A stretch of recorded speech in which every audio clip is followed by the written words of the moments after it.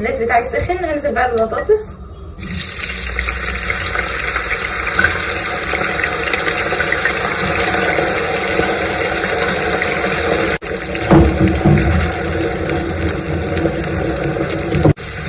بس خلاص البطاطس بتاعتي كده خلاص خلصت، هشيلها بقى.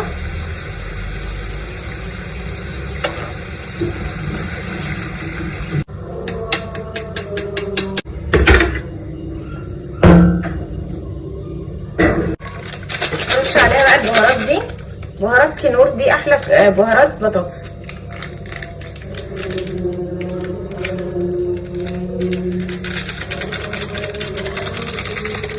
هنجيب بقى الحاجات بتاعتنا اللي هنستعملها، جبنه موتزاريلا، جبنه ميكس، كاتشب سبايسي او كاتشب عادي، ومايونيز.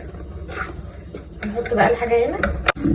على فكره الاكله اللي انا هعملها دي تنفع غدا، تنفع عشاء، تنفع فطار، زي ما تحبوا، بس هي انا بعملها بصراحه غدا، بعملها غدا او عشاء. هجيب الطبق ده عيش فينو،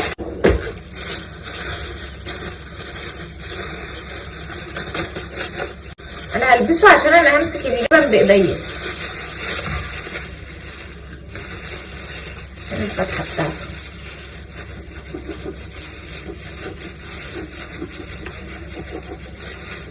طلع مش مفتوح. هحط في الاول شويه جبنه موتزاريلا،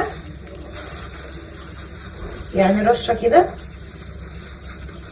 ده هحط بقى البطاطس بقى بالكاتشب. انا هعمل 2 سبايسي وواحد عادي. انزل بالمايونيز، جميل قوي المايونيز. احط بقى جبنه ميكس كده.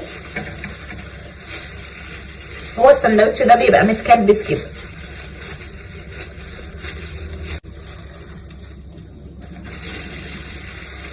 اوريكم دلوقتي انا هعمل فيه ايه.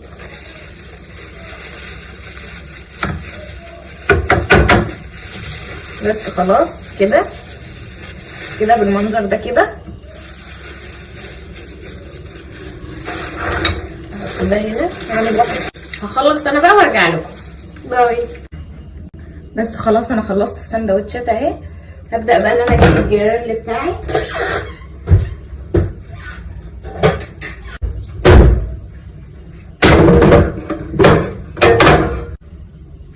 هحط رشه زيت.